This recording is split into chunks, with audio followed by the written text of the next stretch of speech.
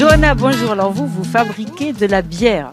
C'est ça, la bière artisanale de Bellegarde. Alors Bellegarde, c'est dans le Gard? Oui, c'est à côté de Nîmes, entre Arles et Nîmes. Alors qu'est-ce qu'elles ont de spécial, vos bières? Alors ce sont des bières refermentées en bouteille, non pasteurisées, et des bières avec ajout d'ingrédients. Donc là, moi j'ai choisi de faire des bières en faisant travailler des producteurs locaux.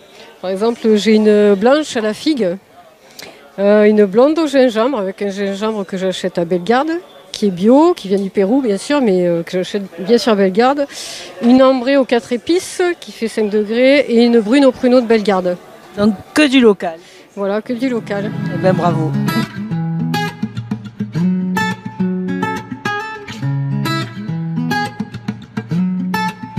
Alors vous êtes d'où? On est de Vauvert, c'est la cave des maîtres vignerons de Vauvert et Galargues. Voilà. Et nous présentons donc des gammes de vins de Costières de Nîmes aujourd'hui, avec des vins entrée de gamme, cœur de gamme et haut de gamme. Quoi, voilà.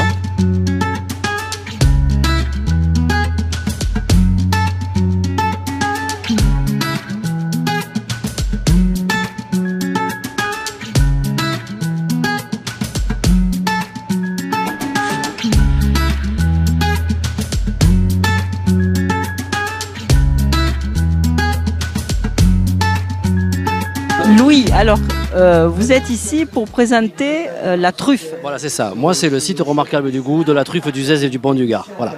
Et nous, malheureusement, on n'a pas de produits à proposer sur ce site-là, puisque la production de truffes, elle est limitée dans le temps. Hein. Ce sera de la mi-décembre à fin janvier. Donc, et comme on ne travaille que la truffe fraîche et uniquement la truffe fraîche, donc on est là en fait pour promouvoir ce champignon assez particulier et pour promouvoir les opérations que l'on va faire, et en particulier le week-end de la truffe à Uzès. Alors la truffe, il y en a toujours autant, ou il y en a plus, il y en a moins Alors là, on parle de la truffe, c'est de la Tuber Melano, c'est la truffe noire du Périgord, dite du Périgord.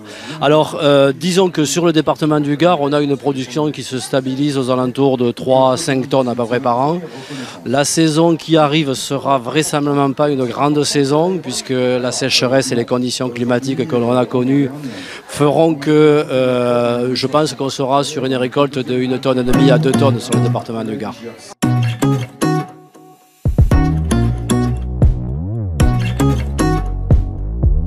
Liliane, alors vous venez présenter vos produits à partir de la figue. Oui, tout à fait. Nous avons créé au mois de juillet la Maison de la Figue, où on regroupe plusieurs petits producteurs, transformateurs, qui nous portent leurs produits. Et ce matin, je venais me présenter un petit échantillon de ce que nous avons.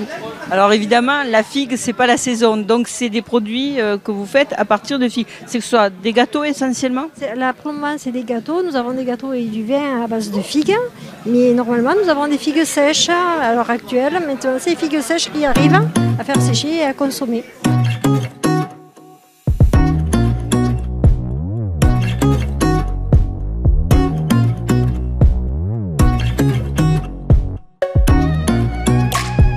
Alors vous êtes d'où, du Vigan? Je suis de Notre-Dame-de-la-Rouvière. Et alors vous produisez donc que de l'oignon? Alors je produis que de l'oignon, oui exactement. Donc c'est une culture en terrasse et c'est un oignon doux, de conservation et qui se mange aussi bien cru que cuit.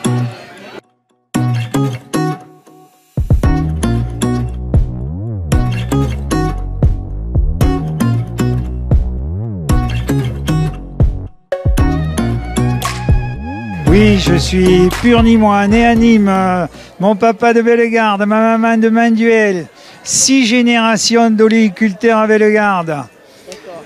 Donc un vrai gardois, quoi. Pur produit, élevé à la picholine.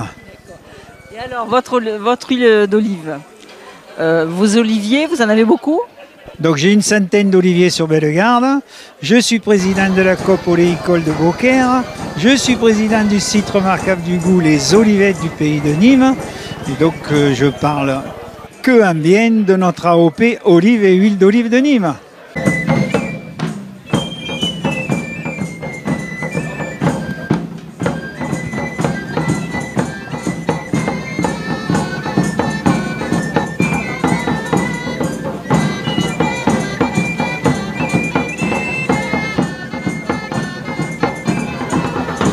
Laura, alors vous êtes venue au Salon du Goût pour vendre vos huîtres de Bouzigues. Alors elle en est où la récolte là? Il n'y a pas de problème cette année avec la sécheresse, tout ça? Non, il y a eu quelques petits soucis de pousse.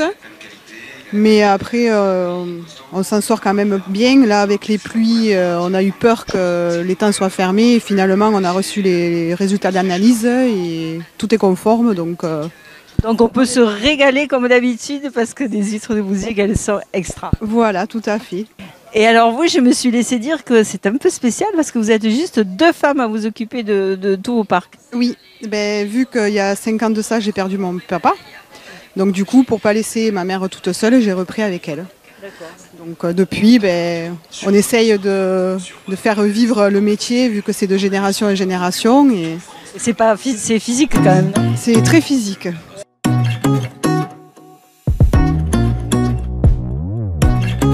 Christine, alors vous fabriquez des couteaux. On fabrique des couteaux, le couteau camarguais, on le monte entièrement dans nos ateliers à Bezous, tout est vitré, la fabrication se fait devant les champs. Voilà. Alors qu'est-ce qu'il a de spécial le couteau camarguais?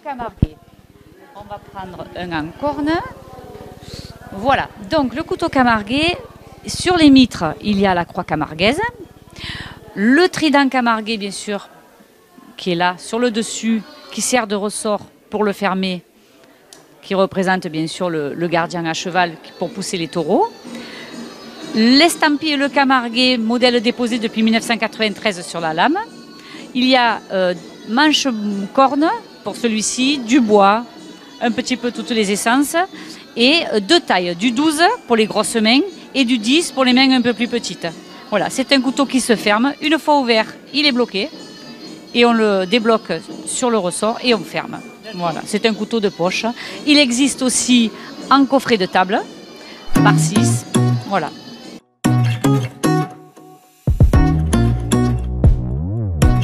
Grégory, alors vous êtes spécialisé dans les bottines. Voilà, la bottine camarguaise. Alors la bottine camarguaise, qu'est-ce qu'elle a de spécial? Elle est la forme déjà, et puis c'est surtout une botte de travail en fait.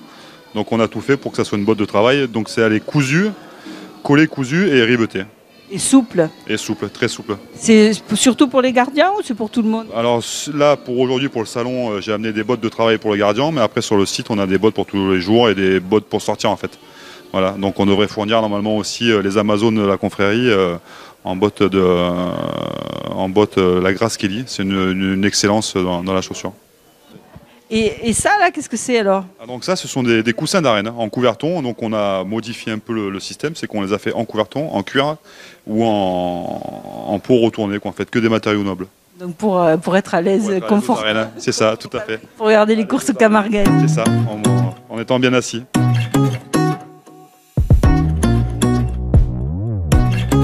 Josie, alors toutes ces belles chemises qu'on voit derrière, c'est vous qui les avez fabriquées? Oui, tout à fait. Oui, je fabrique un atelier de fabrication avec 12 machines industrielles. Et chaque machine a sa spécificité. Donc je mets 3 quarts d'heure pour faire une chemise adulte et 1/2 pour une chemise enfant. Et je travaille toute la journée. Voilà. Et j'ai la chance d'avoir mon atelier au-dessus de chez moi. Vous êtes toute seule? Toute seule. Vous faites tout ça toute seule? Oui. Voilà. Mais il y a quand même, il y a quand même longtemps que je fais ça. Ça fait 30 ans que je fais ça. Et je ne vends pas toutes mes chemises à chaque fois. Non. Donc j'ai toujours un stock quand même, qui est quand même conséquent. Il faut dire la chose.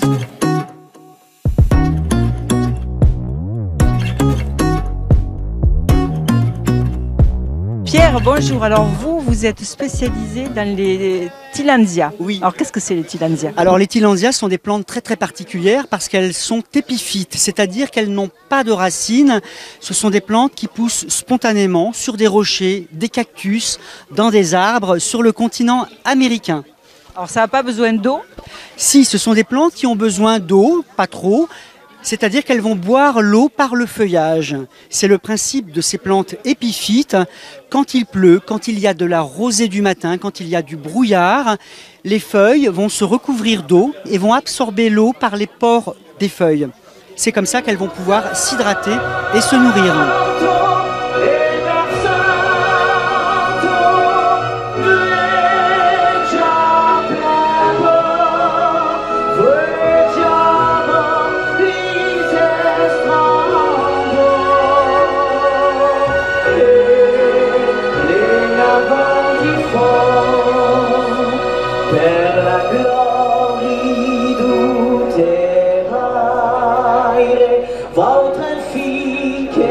ascunzen, catalan des liens au fraire.